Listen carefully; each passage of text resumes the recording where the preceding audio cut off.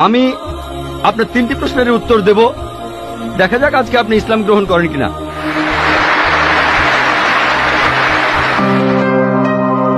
Good evening sir, আমি পেশায় একজন শিক্ষিকা। এছাড়াও আমি ইসলাম ও অন্যান্য ধর্ম নিয়ে রিসার্চ করি। আপনার নামটা কি জানতে পারি? আমি নীলিমা। আপনার লেকচারের জন্য অসংখ্য ধন্যবাদ। তবে আমি কিছু ব্যাপারে একটু জানতে চাই। যেমন আপনি ভবিষ্যৎ পুরাণের কথা বললেন, 3য় খণ্ডের 3য় অধ্যায় 5 থেকে 8 নম্বর শ্লোক। আমি আপনাকে আরেকটা ব্যাপার জানিয়ে রাখি যে হয়তো আপনিও এটা জানেন। ধরেন ঈশ্বর যে নবীকে পৃথিবীতে পাঠান, সেই নবী তার উদ্দেশ্যে বলা ভবিষ্যৎবাণীগুলো পূরণ করবেন। যদি সেই নবী অর্ধেক বা তার কম ভবিষ্যৎবাণী পূরণ করেন, তাহলে তাকে নবী বলা যাবে না। এটা একটা সাধারণ যুক্তির ব্যাপার। এবারে ভবিষ্য পুরাণার কথা বলি। আপনি সেই ম্লেচ্ছ নেতার কথা বললেন আর বললেন তিনি নবী মোহাম্মদ ছাড়া আর কেউ নন। আচ্ছা, আমি আপনার কথার প্রথম অংশটা মেনে নিচ্ছি, কিন্তু পরের অংশটা আপনি ব্যাখ্যা করে বলেননি। এখন আপনাকে বলি, ম্লেচ্ছ একটা সংস্কৃত শব্দ, আর সংস্কৃত ডিকশনারি অনুযায়ী ম্লেচ্ছ শব্দটার অর্থ অনার্য অথবা পাপী অথবা খারাপ লোক। ম্লেচ্ছ শব্দটার এই 3টা অর্থ হয়।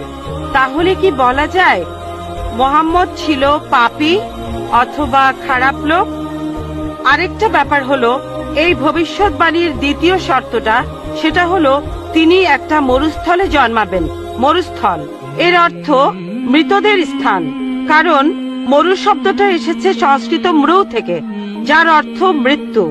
তাই এখানে অবশ্যই আরবের মরুভূমির কথা বলা হচ্ছে না, কারণ সেটা ছিল অনুর্বর ভূমি আর যুদ্ধক্ষেত্র।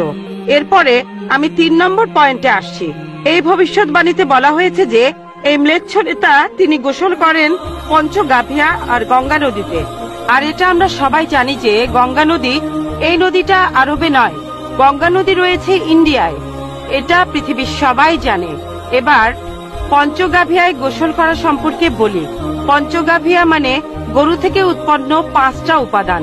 এই উপাদানগুলো হলো দুধ, দই, ঘি, প্রস্রাব, গোবর। এখন ভবিষ্যৎবাণীটাকে সত্যি হতে গেলে এই কথাটাও তাহলে সত্যি হতে হবে।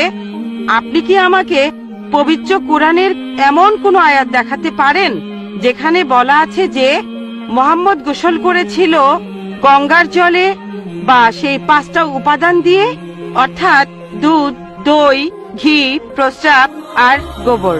তাহলে আজকে ইসলাম গ্রহণ করব। Thank you sir. বোন, আপনি ঠিক